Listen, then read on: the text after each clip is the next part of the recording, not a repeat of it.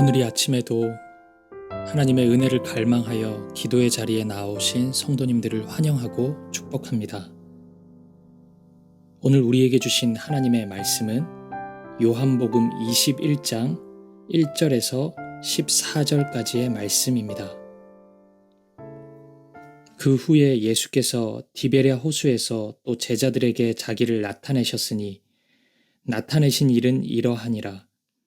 시몬 베드로와 디두모라 하는 도마와 갈릴리 가나 사람 나다나엘과 세베대의 아들들과 또 다른 제자 둘이 함께 있더니 시몬 베드로가 나는 물고기 잡으러 가노라 하니 그들이 우리도 함께 가겠다 하고 나가서 배에 올랐으나 그날 밤에 아무것도 잡지 못하였더니 날이 새어갈 때에 예수께서 바닷가에 서셨으나 제자들이 예수이신 줄 알지 못하는지라. 예수께서 이르시되 얘들아 너희에게 고기가 있느냐 대답하되 없나이다. 이르시되 그물을 배 오른편에 던지라 그리하면 잡으리라 하시니 이에 던졌더니 물고기가 많아 그물을 들 수 없더라. 예수께서 사랑하시는 그 제자가 베드로에게 이르되 주님이시라 하니 시몬 베드로가 벗고 있다가 주님이라 하는 말을 듣고 겉옷을 두른 후에 바다로 뛰어내리더라. 다른 제자들은 육지에서 거리가 불과 한 50칸쯤 되므로 작은 배를 타고 물고기 든 그물을 끌고 와서 육지에 올라 보니 숯불이 있는데 그 위에 생선이 놓였고 떡도 있더라. 예수께서 이르시되 지금 잡은 생선을 좀 가져오라 하시니 시몬 베드로가 올라가서 그물을 육지에 끌어올리니 가득히 찬 큰 물고기가 153마리라 이같이 많으나 그물이 찢어지지 아니하였더라. 예수께서 이르시되 와서 조반을 먹으라 하시니 제자들이 주님이신 줄 아는 고로 당신이 누구냐 감히 묻는 자가 없더라. 예수께서 가셔서 떡을 가져다가 그들에게 주시고 생선도 그와 같이 하시니라. 이것은 예수께서 죽은 자 가운데서 살아나신 후에 세 번째로 제자들에게 나타나신 것이라. 아멘. 오늘 본문은 절망과 좌절의 수렁에 빠져 있는 베드로와 그런 베드로를 친히 찾아가셔서 위로와 회복을 명하시고 다시 사명의 길로 인도하시는 예수님의 모습을 그리고 있습니다. 베드로는 절대로 주님을 떠나지 않겠다고 자신만만했던 다짐과는 달리 예수님의 십자가 앞에서 3번이나 예수님을 부인하고 말았습니다. 아마도 베드로는 너무도 급한 마음에 혹시나 자신도 잡혀서 고문당할지 모른다는 두려움으로 인해 예수님을 모른다고 하였을 것입니다. 하지만 시간이 흐를수록 그날의 사건은 엄청난 죄책감과 스스로에 대한 실망감으로 다가왔을 것입니다. 무척이나 고통스러웠을 것입니다. 더군다나 누가복음 말씀에 따르면 예수님을 모른다고 한 순간 자신을 쳐다보시는 예수님의 눈빛을 보고야 말았습니다. 누가복음 22장 61절에서 62절입니다.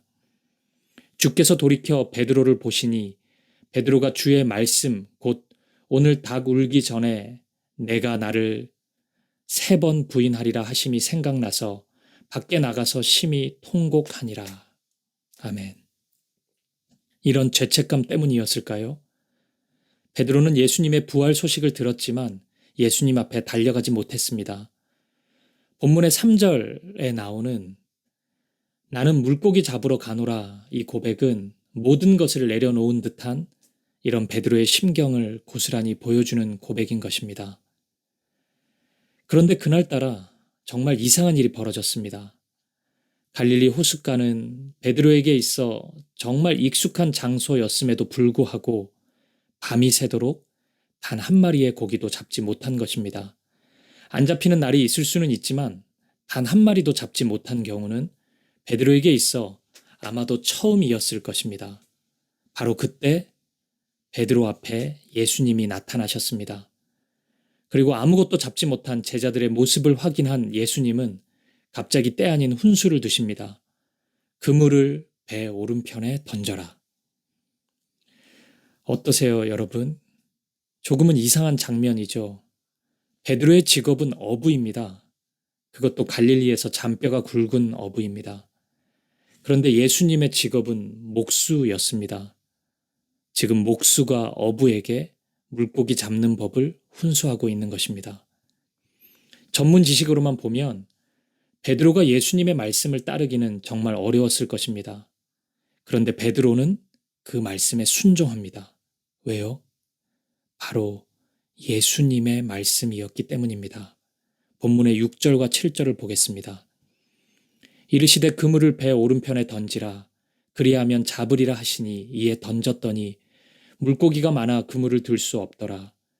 예수께서 사랑하시는 그 제자가 베드로에게 이르되 주님이시라 하니 시몬 베드로가 벗고 있다가 주님이라 하는 말을 듣고 겉옷을 두른 후에 바다로 뛰어내리더라. 아멘. 결국 예수님이 옳았습니다. 베드로는 밤이 새도록 실패하였지만 예수님의 말씀 한마디로 모든 것이 가능해졌습니다. 인간적으로 볼 때 베드로는 이곳에서만은, 적어도 갈릴리 호숫가에서만은 자기 자신을 신뢰하는 것이 더 타당했을지도 모릅니다. 하지만 베드로는 알았습니다. 자기 자신을 신뢰하는 것이 얼마나 허무한 것임을 분명히 알고 있었습니다. 베드로는 이미 한 번의 실패를 경험하였습니다. 목숨을 걸고 예수님을 따르겠다고 고백했지만 그 고백이 여자아이 앞에서도 무너져 내릴 수밖에 없는 보잘것없는 믿음인 것을 확인하였습니다. 이제 베드로는 2번 실수하지 않습니다. 비록 절망 속에서 찾아온 갈릴리였지만, 비록 인간적으로 자신의 전문성이 발휘되기에 더 좋은 장소이기는 했지만, 베드로는 자신의 고집이 아닌 예수님의 말씀에 의지합니다. 그러자 기적을 경험하게 되었습니다. 아마 이 순간 베드로는 자신을 처음 부르셨던 그 순간을 떠올렸을 것입니다. 배와 그물을 버려두고 주님을 따라 나섰던 바로 그 순간 말입니다. 그리고 정말 주님을 위해 살아가겠다는 진심 어린 다짐을 다시 한번 드렸을 것입니다. 사랑하는 여러분, 예수님이 우리의 주님이 되신다는 것은 삶의 모든 영역에서 나의 주인, 나의 왕이 되신다는 이야기입니다. 교회에서만 주인이시고 나의 삶의 자리에서는 내가 주인이 되는 것이 아닙니다.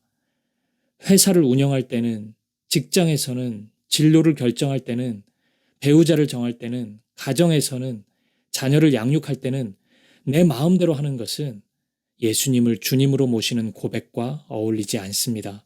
어떤 상황에서든지 주님께 묻는 것이 먼저입니다. 그리고 기억하십시오. 예수님이 옳으십니다. 어디에 있든지 무슨 일을 하든지 예수님이 옳습니다. 예수님의 말씀이 옳습니다. 그 말씀에 순종할 때 우리는 형통과 축복을 경험하게 될 것입니다. 이러한 믿음의 기적을 경험한 베드로는 이제 육지로 올라와서 예수님과 마주하게 됩니다. 예수님은 무슨 말씀을 하실까요? 너 왜 나를 부인했냐고 따지실까요? 놀랍게도 육지에 올라와서 하신 첫 번째 말씀은 밥 먹자였습니다. 본문의 10절에서 12절을 다시 읽어보겠습니다. 예수께서 이르시되 지금 잡은 생선을 좀 가져오라 하시니 시몬 베드로가 올라가서 그물을 육지에 끌어올리니 가득히 찬 물고기가 153마리라. 이같이 많으나 그물이 찢어지지 아니하였더라. 예수께서 이르시되 와서 조반을 먹으라 하시니 제자들이 주님이신 줄 아는 고로 당신이 누구냐 감히 묻는 자가 없더라. 아멘. 저는 베드로에게 있어 이 아침 식사는 평생 잊을 수 없는 한 끼였을 것이라고 생각합니다. 모르긴 몰라도 눈물의 식사였을 것입니다. 예수님의 따뜻한 사랑을 확인하는 시간, 그분과 함께하는 든든함을 확인하는 시간이었을 것입니다. 반찬으로 준비된 생선과 떡을 보며 오병이어의 기적이 생각났을 것이고, 지난 3년 동안 이루어졌던 제자 훈련의 시간, 사랑의 교제, 사귐의 시간이 기억났을 것입니다. 이 시간은 마치 예수님의 사랑을 기억하고 기념하는 성만찬의 시간이 된 것입니다. 사랑하는 여러분, 저는 오늘 예수님과 베드로의 식사 장면을 보면서 우리 사김의 교회의 모습을 그려보았습니다. 우리 사김의 교회가 실패와 절망으로 낙심하는 한 영혼에게 따뜻한 식사 한 끼의 장소였으면 좋겠습니다. 사김의 교회에 오면 예수님의 부르심을 확인하는 은혜가 있었으면 좋겠고 오병이어의 기적도 누렸으면 좋겠습니다. 그리고 무엇보다 예수님의 사랑과 돌보심을 충만히 경험할 수 있었으면 좋겠습니다. 사랑하는 사김의 교회 성도 여러분, 오늘 하루도 주님 대신 예수님의 말씀에 순종해 보십시오. 나의 경험과 생각, 주장을 모두 다 내려놓고 주님의 음성에 귀 기울여 보십시오. 그분의 오르심을 생생하게 경험하게 될 것입니다. 그리고 예수님 안에서 누리는 사랑과 든든함을 누군가에게 전할 수 있는 하루였으면 좋겠습니다.